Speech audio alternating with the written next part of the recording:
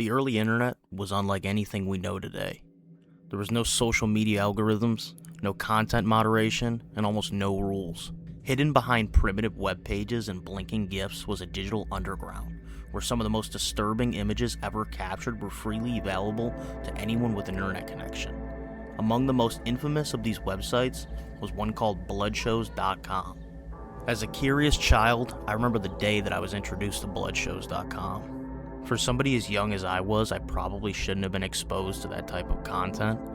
I remember the first video that I watched on bloodshows.com.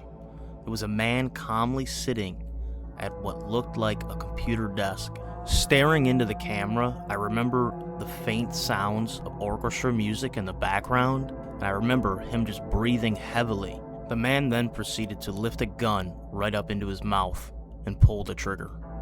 And this was my first introduction to blood shows.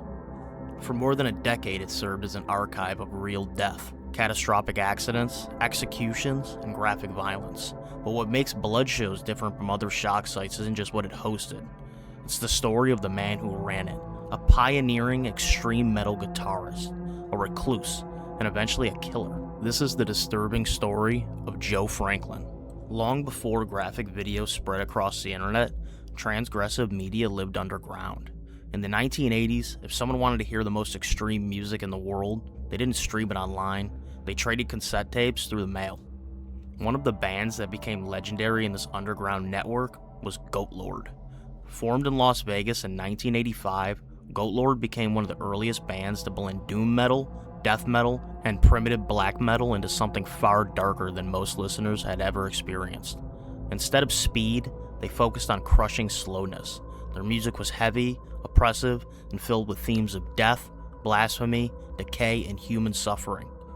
Joe Frankulin served as the band's guitarist and principal songwriter. Although Goatlord never achieved mainstream success, the group developed a devoted international cult following through tape trading circles.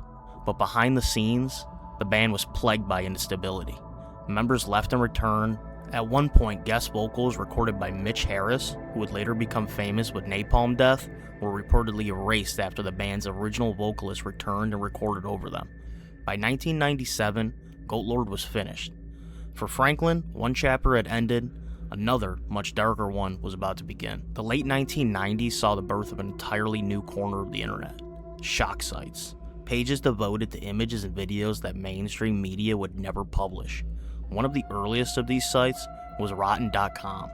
Its creators argued they were documenting reality and defending unrestricted free speech.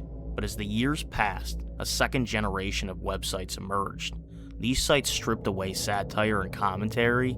Instead, they simply archived violence, industrial accidents, fatal car crashes, executions, suicides, crime scene footage. Among these websites was bloodshows.com. Operated from Frankulin's home in Las Vegas, the site organized videos into searchable archives known as the Blood Vaults. Visitors could browse hundreds of clips documenting real deaths and catastrophic injuries from around the world. Unlike television news, almost nothing was censored. The website became known for hosting material that most people would never willingly watch. During the Iraq War, Blood Shows became one of the websites distributing execution videos that traditional news organizations refused to broadcast. Users debated the authenticity of these recordings, analyzing details with disturbing precision. The site's audience wasn't enormous by today's standards, but it became well known inside the shock web community. While Blood Shows grew into one of the better-known shock sites of the early 2000s, Joe Frankulin's personal life was falling apart. After his mother died in 2007, he remained alone in her Las Vegas home. Neighbors later described the man struggling financially.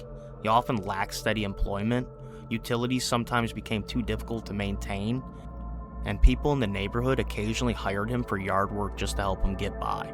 For a time, children played near his garage. Frankulin even built bicycles and skateboard ramps for them. But gradually, something changed.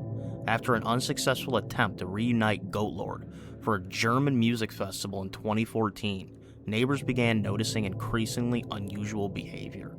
He became withdrawn, paranoid, skittish, and the parents eventually stopped allowing their children near his home. Inside, Franklin started barricading the house. Windows were covered from the inside. Wooden boards sealed entrances. Street signs were nailed across openings. The once ordinary suburban home slowly transformed into a fortress. Police were called multiple times for welfare checks. According to reports, officers sometimes had difficulty persuading Franklin to even come outside. As months passed, the isolation only deepened. On the morning of October 2nd, 2015, events reached a tragic conclusion. Earlier that morning, Franklin had spray painted the words, "I love you, baby," across his boarded garage door. Around 7 a.m., he walked to the nearby home of his neighbor, Jennifer Bagley.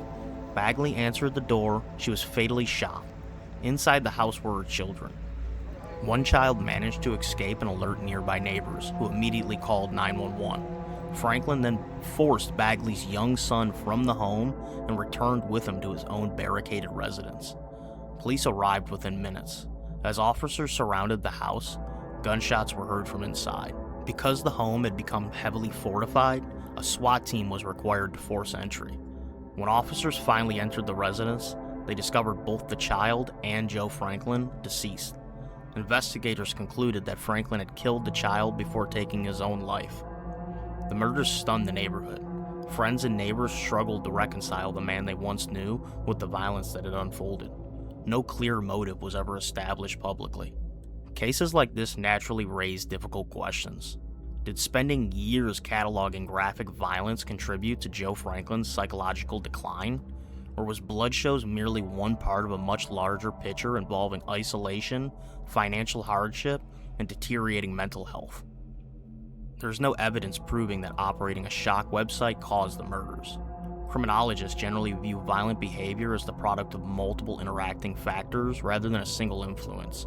Years of social isolation, untreated psychological problems, economic hardship, and personal loss all appear to have played a significant role in Franklin's life.